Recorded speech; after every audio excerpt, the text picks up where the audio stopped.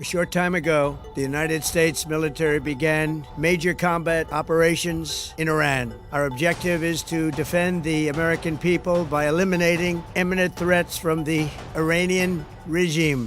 আপনি যখন এই ভিডিওটা দেখছেন তখন পৃথিবীতে খুব ভয়ঙ্কর একটা ঘটনা ঘটে গেছে, যেটা হলো হরমুজ প্রণালী বন্ধ ঘোষণা করা হয়েছে। পৃথিবীর সবচেয়ে গুরুত্বপূর্ণ প্রণালী হলো হরমুজ প্রণালী, এবং নো ম্যাটার আপনি ঢাকায় থাকেন নাকি দিল্লিতে থাকেন নাকি আমেরিকা থাকেন নাকি ইউরোপে থাকেন, হরমুজ প্রণালী বন্ধের কারণে আপনার জীবন পার্সোনালি এফেক্টেড হবে। আপনারা জানেন ফেব্রুয়ারির 28 তারিখে আমেরিকা এবং ইসরায়েল মিলে ইরানের উপরে অ্যাটাক করে। এই অ্যাটাকে ইরানের সুপ্রিম লিডারকে খুন করা হয়, এবং এই অ্যাটাকের মাত্র কয়েক ঘন্টার মধ্যে Iran's revolutionary guard corporation IRGC ওরা রিটেলিয়েশন করে।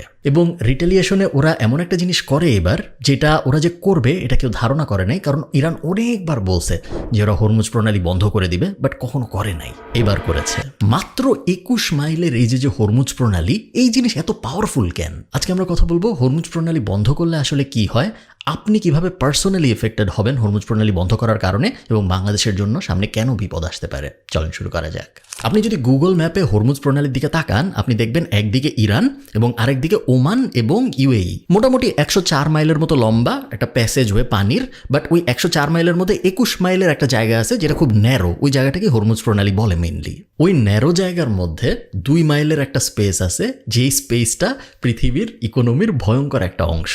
ওই 2 মাইল দিয়ে প্রত্যেক দিন 20 মিলিয়ন ব্যারেল ক্রুড অয়েল যায়। পৃথিবীতে যত ন্যাচারাল গ্যাস আছে তার 5 ভাগের 1 ভাগ ওই 2 মাইল চিপাটা দিয়ে যায়। পৃথিবীতে যত তেল আছে তার 27% ওই চিপাটা দিয়ে যায়। 2018 সালে একটা হিসাব করা হয়েছিল, যেখানে দেখা গিয়েছিল যে হরমুজ প্রণালী দিয়ে প্রত্যেক দিন প্রায় $1.5 বিলিয়ন সমপরিমাণ এই অয়েল, গ্যাস, এই টাইপ জিনিসপত্র যায়। এটা 2018 সালের রিসার্চ। আজকে তো 2026 সাল, অনেক দিন পরে, এবং এখন এই নাম্বারটা কেউ জানে না, বাট ধারণা করা হচ্ছে 3 থেকে 4 বিলিয়ন পার ডে।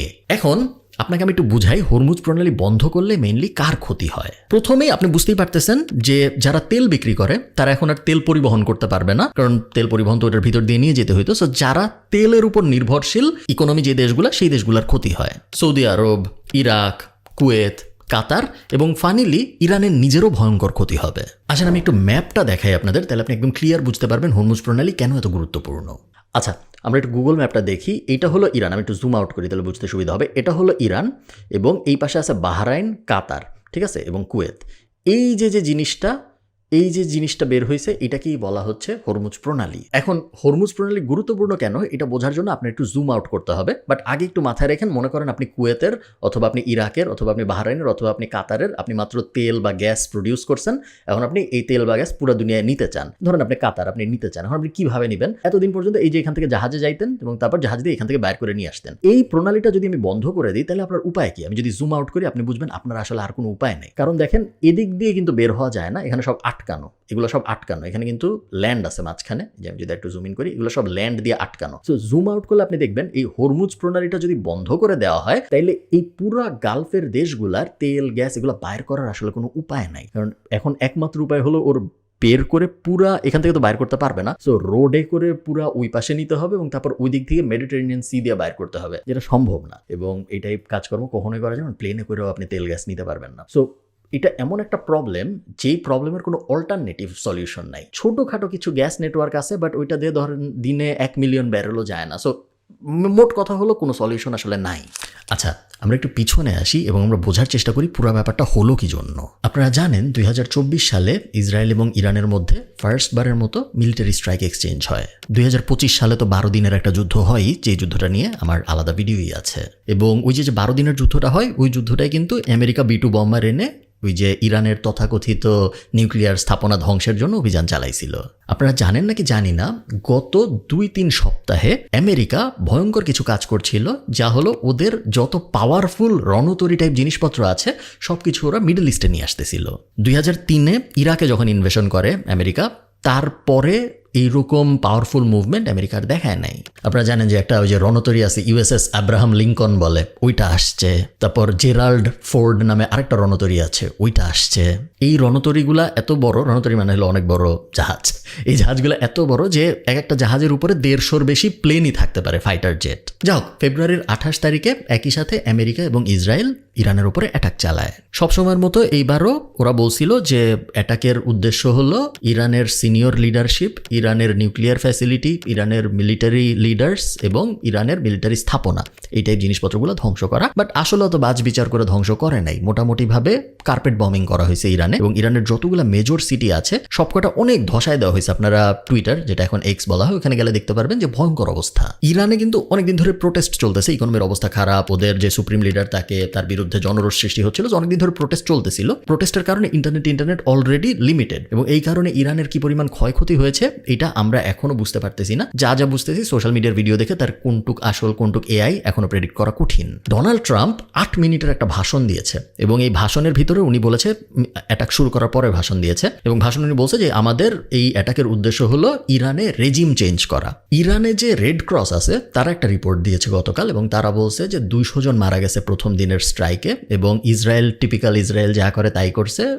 মেয়েদের একটা স্কুলে হামলা চালাইছে, বম ফেলছে, এবং 50 জন বাচ্চা মারা গেছে ওই জাস্ট একটা বমিংয়েই। যাই হোক, ইরানকে যখন অ্যাটাক করা হয় ইরান অবশ্যই রিটালিয়েশন দেখানো উচিত ছিল, এবং রিটালিয়েশন হিসেবে ইরান যেটা করে, ওর আশপাশে আমেরিকার যত বন্ধু বান্ধব আছে এবং আমেরিকার যত বেজ আছে সব জায়গায় একসাথে মিসাইল অ্যাটাক করে। বাহরাইন, কাতার, ইউএই, কুয়েত, এগুলো তো আমেরিকার বন্ধু, এবং এগুলোর বেশিরভাগ জায়গায় কিন্তু আমেরিকার বেজও আছে, সেগুলোর সবকটাই ইরান অ্যাটাক করে। আপনারা হয়তো দেখছেন অলরেডি যে বুর্জ খলিফা খালি করা হচ্ছে, কারণ বুর্জ খলিফায় বমিং এর আশঙ্কা করা হচ্ছে। পাম জুমায়রায় আগুন ধরে গেছে, কারণ পাম জুমায়রাও কিন্তু একটা বম পড়ছে। মোটামুটি ভাবে এই রিজিয়নের ভিতরে আমেরিকার যত বন্ধু আছে সবাই ভয়ের মধ্যে আছে, কারণ ইরান কখন ওদেরকে অ্যাটাক করবে কেউ বুঝতেছে না। এবং এই অ্যাটাকের সাথে সাথে ইরান আজকের ভিডিওর যে মেইন আলোচ্য বিষয় হরমুজ প্রণালী, সেই হরমুজ প্রণালীও বন্ধ ঘোষণা করছে। হরমুজ প্রণালীতে গত 24 ঘন্টায় যত জাহাজ আসছে সবাইকে ইরানের আর্মি বলছে যে ভাই তুমি দাঁড়ায় থাকো অথবা ফিরে চলে যাও, তোমরা ঢুকতে দেওয়া হবে না।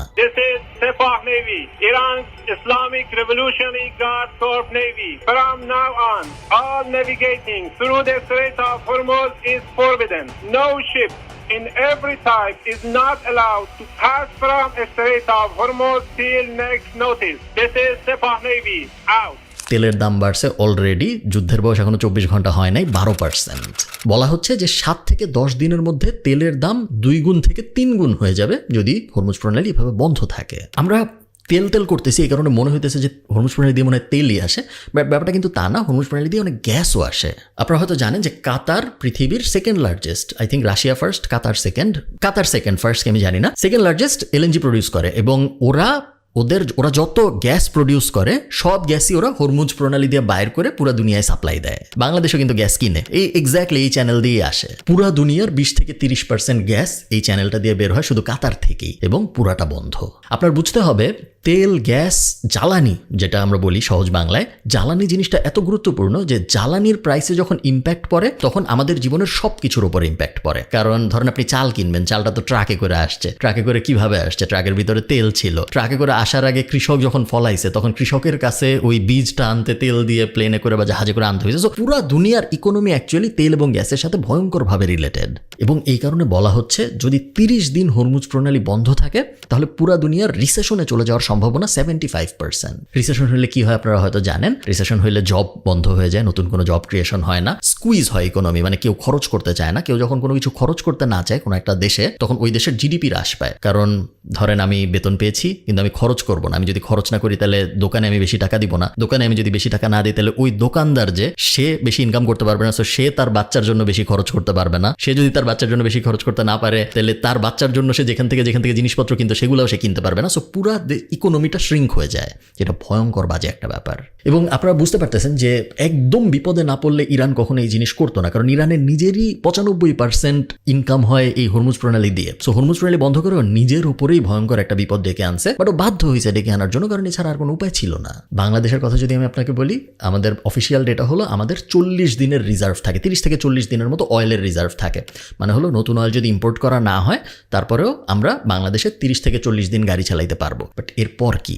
এরপরে যা হয় তাই হবে, পাওয়ার কাট, ধরেন কারেন্ট চলে যাবে, গ্যাস দিয়ে যা যা চলে ওগুলোর দাম হয় অনেক বাড়বে, অথবা ওগুলো বন্ধ হয়ে যাবে। এটা ভয়ঙ্কর ব্যাপার আসতেছে সামনে। আরেকটা খুব ভয়ঙ্কর ব্যাপারে আমরা এফেক্টেড, যেটা ইউরোপ হয়তো এফেক্টেড না, কারণ ইউরোপও কিন্তু তেল গ্যাস অনেক ইম্পোর্ট করে এবং ওদেরও তেল গ্যাসের ক্ষতিটা হবে। বাট আরেকটা ভয়ঙ্কর ক্ষতি বাংলাদেশের হবে, যেটা অন্য কারো হবে না, সেটা হলো রেমিটেন্সের ক্ষতি। আপনারা জানেন যে 10 মিলিয়নের বেশি বাংলাদেশি 22 বিলিয়নের বেশি রেমিটেন্স পাঠায় জাস্ট এই গালফের দেশগুলোর থেকে। সামনে ঈদ আসতেছে, তারপরে আরেকটা ঈদ আসতেছে এবং ঈদের সময় রেমিটেন্স আরও বাড়ে। যখন এই রিজিয়নটার ভিতরে যুদ্ধ লাগে তখন কি হয়, তখন মানুষ সবচেয়ে আগে কনস্ট্রাকশন, মানে এমন এমন জিনিস যেগুলো এখনো পুরোপুরি হয় না এবং আপাতত না হলেও হয় 1 বছর পরে শুরু করলেও হয়, সো কনস্ট্রাকশন, রোড ওয়ার্ক, তারপরে এই টাইপ ক্লিনিং এই টাইপ জিনিসপত্র আগে বন্ধ করে দেয়। এবং আনফর্চুনেটলি আমাদের সবচেয়ে বড় লেবার ফোর্স এই কাজগুলোই করে, এবং এগুলো যখন বন্ধ করে দেওয়া হবে আমাদের রেমিটেন্সে ভয়ঙ্কর এফেক্ট আসতে পারে বলে সবাই সন্দেহ করতেছে। এখন আমরা সবাই ওয়েট করতেছি বোঝার জন্য যে এটা কি টেম্পোরারি নাকি, কারণ ইরান নিজেও এটা অনির্দিষ্টকাল চালাতে চাবে না, কারণ ওদের নিজেদেরও অনেক ক্ষতি হচ্ছে। অ্যাট দ্য সেম টাইম ইরানের নতুন সুপ্রিম লিডার কে হবে এটা এখনো আমি যখন এই ভিডিও রেকর্ড করতেছি আমি জানি না, এখন অ্যানাউন্স হয় নাই। সে কি প্রো আমেরিকা হবে, যেটা আমেরিকার মনে মনে খায়েশ, নাকি সে অ্যাকচুয়ালি একটা উত্তরসূরি হবে ইরানের যে আগের সুপ্রিম লিডার ছিল তার, এটার উপরেও অনেক কিছু ডিপেন্ড করে। যদি আমেরিকার পছন্দের কেউ হয় তাহলে হরমুজ প্রণালী খুব সহজেই আবার খুলে যাবে। যদি অ্যাকচুয়াল সাকসেসর হয়, অ্যাকচুয়াল উত্তরসূরি হয় আগের জনের, তাহলে হয়তো হরমুজ প্রণালী খুলবে না, ওরা প্রতিশোধ নেওয়ার চেষ্টা করবে এবং তারপর খুলবে। অলরেডি আইআরজিসি বলছে যে আমরা দোজক পর্যন্ত যাইতে রাজি এর প্রতিশোধ নেওয়ার জন্য, এবং জায়নিস্টদের এবং আমেরিকাকে এবং আমেরিকার বন্ধুদের সাথে আমরা যা যা করা দরকার তাই করব প্রতিশোধ। কারণ আপনারা বুঝতে পারতেছেন না যে বিষয়টা কত, এই জিনিসটা এত ডাইনামিক, যেটা আজকে যদি আমরা হরমুজ প্রণালী নিয়ে আলাপ করতেছি এই কারণে আমরা অত ডিটেলে যাব না। বাট আয়াতুল্লাহ খোমেনি যে সে কিন্তু মানে গডের পরে second most religiously powerful figure ইরানের, আল্লাহকে মানে তারপর উনারে মানে, এই অবস্থা। সে তো শুধু মানে দেশের প্রধান না বাংলাদেশের মতো, সে একই সাথে রিলিজিয়াস হেডও, এই কারণে ওর বলা হয় সুপ্রিম লিডার। সো ওকে মেরে ফেলা হয়েছে, আবার এমন একটা সময় ওকে মেরে ফেলা হয়েছে যখন ইরানে 70 থেকে 80% মানুষ উনার বিরুদ্ধেই প্রোটেস্ট করতেছিল, খুশি ছিল না, কারণ অনেক বেশি অপারেশন ছিল, এই করতে দিব না, অনেকটা মানে অথরিটেরিয়ান রিজিম হইলে যা হয় ওই ব্যাপারটা ছিল। সো এত ইন্টারেস্টিং এবং এত অদ্ভুত একটা ক্যাচালের মধ্যে পুরো ব্যাপারটা পড়ছে যে কিছুই বোঝা যাচ্ছে না যে সামনে কি হবে। আমরা জাস্ট ওয়েট করতে পারি এবং দেখতে পারি। খুবই সতর্ক করে দিচ্ছি আমি আপনাদের, আপনারা যদি সময় টিভি, 71 টিভি ইত্যাদি দেখেন, আপনারা দেখবেন ইরান পাগলের মতো জিততেছে। আবার আপনি যখন প্রো ইসরায়েল টিভিগুলা দেখবেন, ধরেন ফক্স টিভি, ফক্স নেটওয়ার্ক ইত্যাদি, যেগুলো আর কি ট্রাম্পের অনেক সাপোর্টার, এরকম রাইট উইং মিডিয়া যখন আপনি দেখবেন, তখন আপনি আবার দেখবেন যে আমেরিকা এবং ইসরায়েল ফাটায় ফেলতেছে। দুটোর কোনোটাই পুরোপুরি সত্য না, বাট বেশিরভাগ সময় বাংলাদেশের গুলো কম সত্য। আপনার বেস্ট হবে যদি আপনি মিডল ইস্টের নেটওয়ার্কগুলো ফলো করতে পারেন। মিডল ইস্টের ভিতরেও অ্যাকচুয়ালি আবার আমেরিকার প্রো অনেক কিছু আছে। সো এই মুহূর্তে যাই আপনি দেখবেন চেষ্টা করবেন with a grain of salt, মানে যাই দেখবেন তাই বিশ্বাস না করে নেওয়া, কারণ অনেক ধরনের আজগুবি নিউজ এখন আসা শুরু হবে, অলরেডি আসতেছে। আমি দেখতেছি বাংলাদেশের চ্যানেলগুলো ঝাঁপায় পড়ছে আবল তাবল নিউজ পাবলিশ করার জন্য, এবং এই জিনিস সম্ভবত কন্টিনিউ হবে। ভালো থাকেন সবাই, সবার সাথে আমার কথা হবে পরের কোনো একটা ভিডিওতে। আমি জাস্ট কুইক একটা আপডেট ভিডিও বানাতে চেয়েছিলাম আপনাদেরকে একটু ইনফর্ম করার জন্য যে কি হচ্ছে। ভালো থাকেন, টাটা।